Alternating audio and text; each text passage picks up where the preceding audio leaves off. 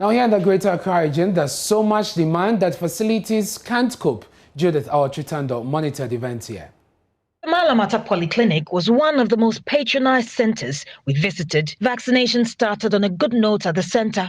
However, around noon, they faced some technical problems with their registration server. This caused the delay in registration as persons who had gathered to get inoculated had to wait for about an hour. Although the delay was quite agitating, the people were generally understanding.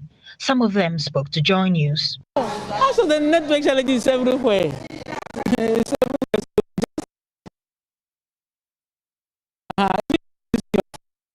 We find it difficult sometimes to operate it. So we just exercise patience and then wait for the right time. It's going well. It will soon get to our 10. Earlier in the day, however, we experienced some technical challenges.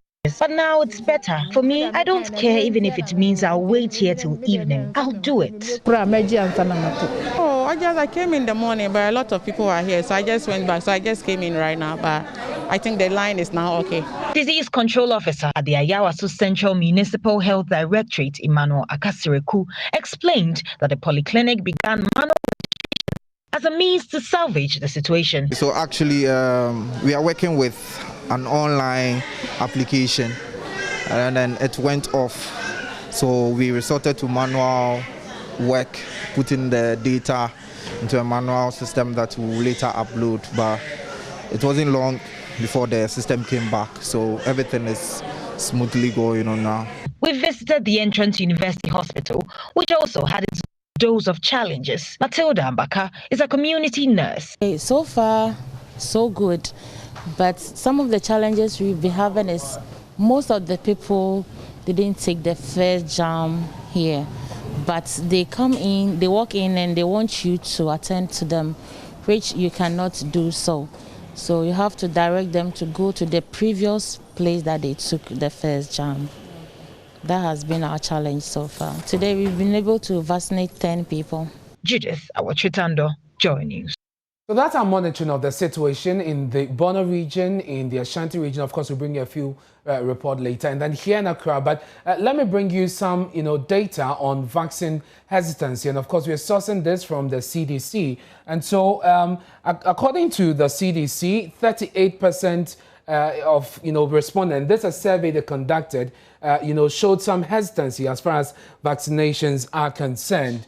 Now, 6 out of 10 hesitancy in Benin, Liberia, Niger, Senegal, and Togo. And so clearly Ghana is not listed in these countries there. Now in Ghana, 40% of those who are unwilling to be vaccinated cited mistrust of the government. And that is very key. So these are, data, these are responses coming from the survey from the CDC. And of course, this is a 2020 survey conducted. It also says that vaccine acceptance among people who knew someone with a prior COVID-19 infection was higher than those who did not. And that is 13%. And so that is what the CDC is saying. So generally, that is the information we have on vaccine hesitancy in Africa, according to the CDC. Let's go on to Zoom now and speak to Nana Kofi Kwache. He is a public health researcher. Nana, thank you very much for your time here on Joy News Prime. You spent some number of years studying in infection control. Vaccine hesitancy is not really a thing here in Ghana. We have quite a good reputation when it comes to vaccination. What do you see as the challenge in this particular situation?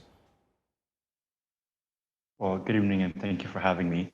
I think it's important to be clear there that most of the countries, for example, that you touched on, Benin, Togo, where there is even very high COVID-19 vaccine hesitancy, also did not previously have that amount of apprehension about other vaccines, including those that we give to children, those that people take to travel, like yellow fever.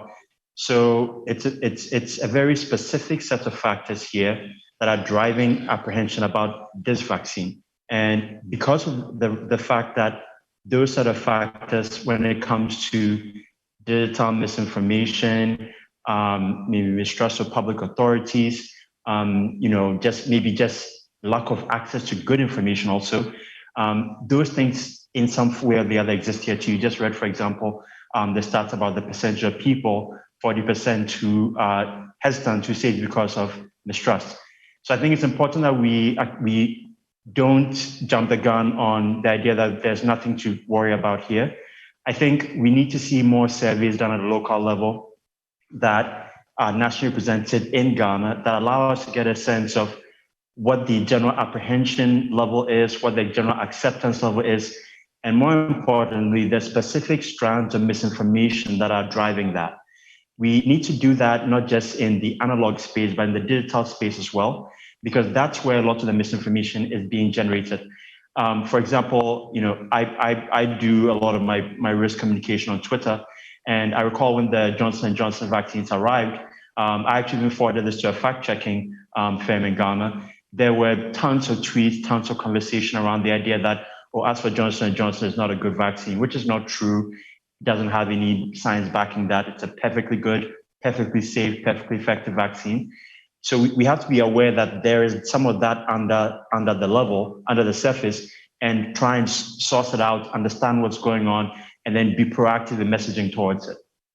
When you look at the reasons Ghanaians who participated in this survey gave for their hesitancy, which is mistrust in government, and you have a good 40% of that, what for you could account for such high level of mistrust, and what can government really do about this? Well, I think if you look at any country in the world that is studying the question of vaccine hesitancy, the framing of it is not about necessarily mistrusting government, it's about mistrusting authority. It happens to be the case that, here we are taking them as the same thing. The mistrusting authority problem comes from a lot of that digital disinformation that says things like, COVID-19 is a quote unquote pandemic, that state governments are using it as a means to, control their people. And I think even more common in a lot of sub-Saharan Africa and maybe even in Southeast Asia, that they are only using it as an excuse to procure and, pilfer and that kind of thing. So those are the general trends that create that perception. But again, it's important to be clear that that's a question of apprehension about authority in general, which is a popular target for anti-vaxxer messaging. It's a popular target for anti-vaxxer disinformation, especially. So it makes sense that if people are hesitant, their hesitations to be directed around things like, has the government actually done the research, these are safe? Things that are not necessary or that don't really speak to the actual effectiveness of the vaccine, but that raise sufficient enough doubt in people's minds about the processes, about the protocols, about the safety, about the efficacy.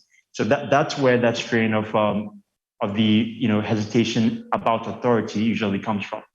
We have seen local efforts by government to have either a reproduction or production of vaccines. Will that change anything when it comes to hesitancy? Well, we should obviously be clear that Governor of Ghana's plans to roll out vaccines and locally is not something that's going to happen in a year and a half. This is a medium to long-term plan.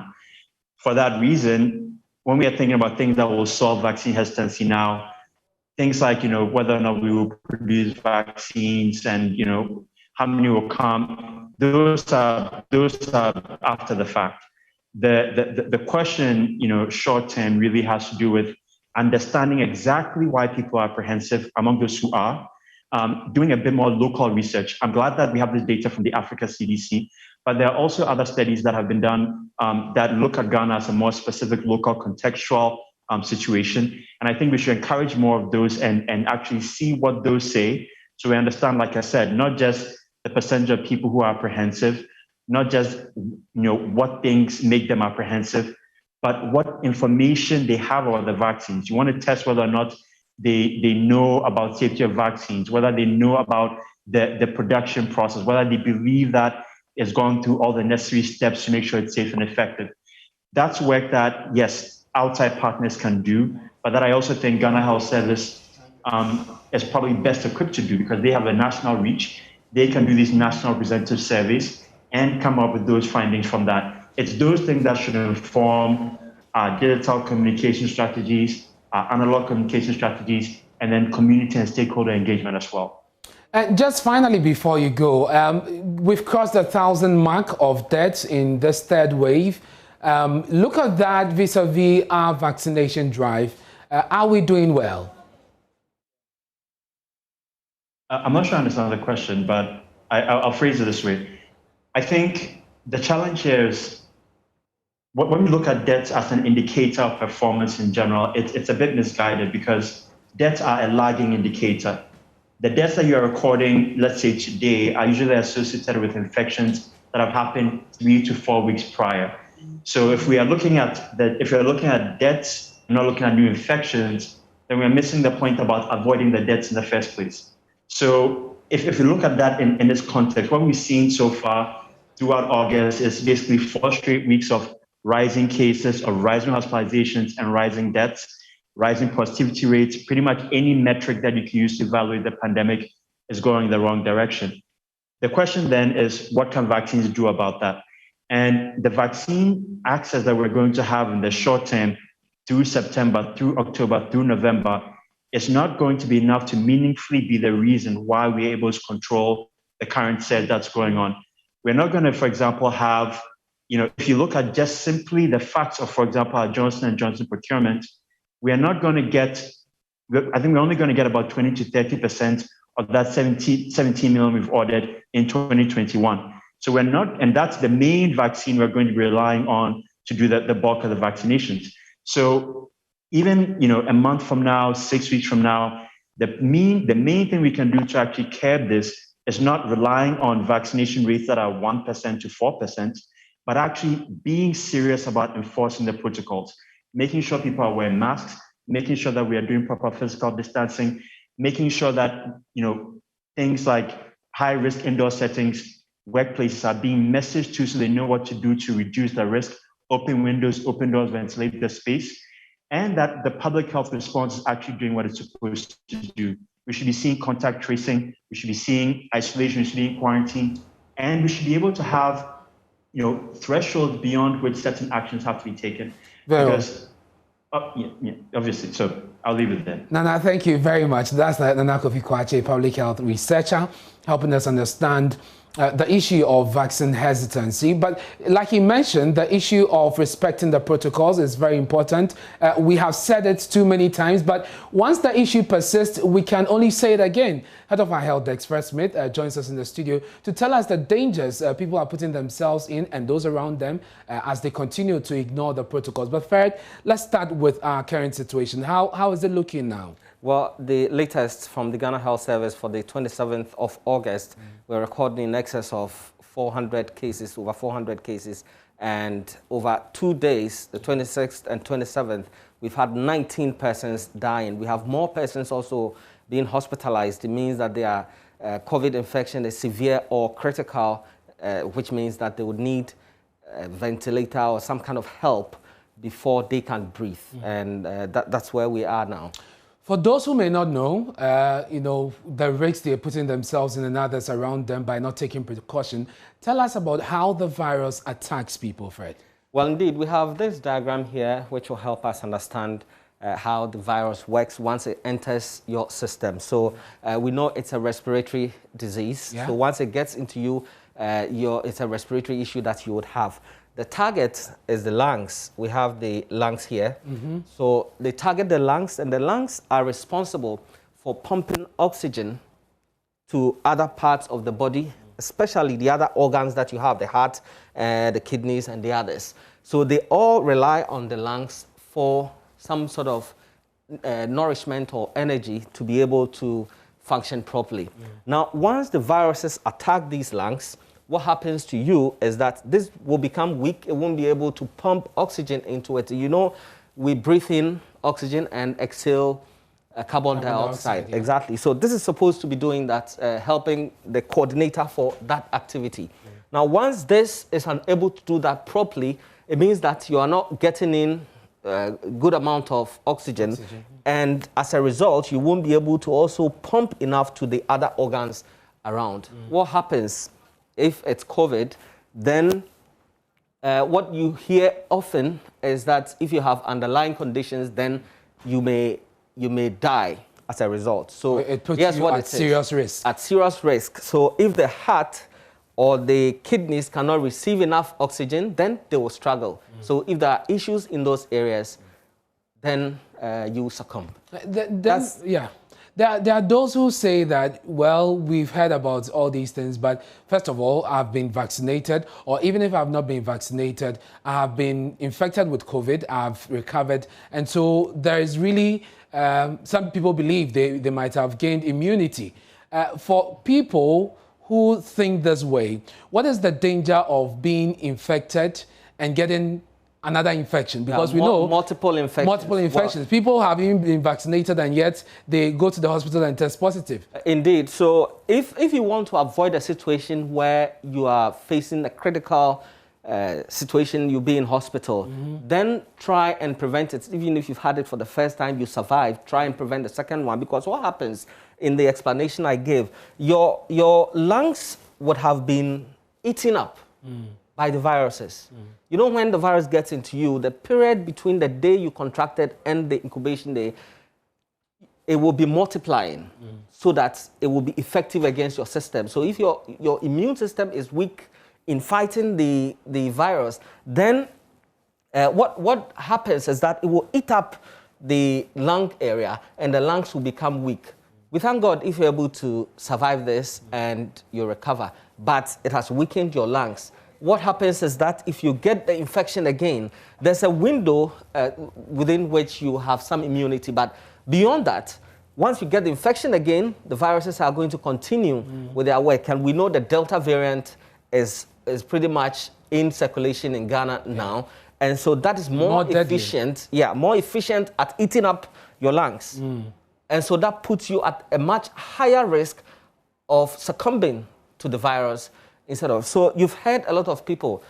Somebody mentioned that when he was sick, he had 4 cylinders of oxygen on him. Yes. So as we speak, there's no treatment as such for COVID-19. What we have is the management of it. And so the oxygen will help to supply to your other organs. And then your system, your immune system must be able to deal with the activity happening around your lung area. And that's the only way you'll be able to survive. Fred, thank you very much. And so you have a picture now. If you're still in doubt, this is why you must protect yourself and observe all the COVID-19 protocols. That's head of our health desk. But in the Volta region, there's growing concern about the rising number of infections among health workers. Regional Director of Health, Dr. Osei Kufuor, has been speaking at a half-year performance review of the service in the region. Going through a 3rd wave of COVID-19 pandemic. Since March 2020, the region has recorded a cumulative of 771 cases of COVID with 8 deaths. A total of 196 health staff have also been affected by COVID with no deaths, which we've been able to manage most of them. Currently, we have about almost 24 or 35.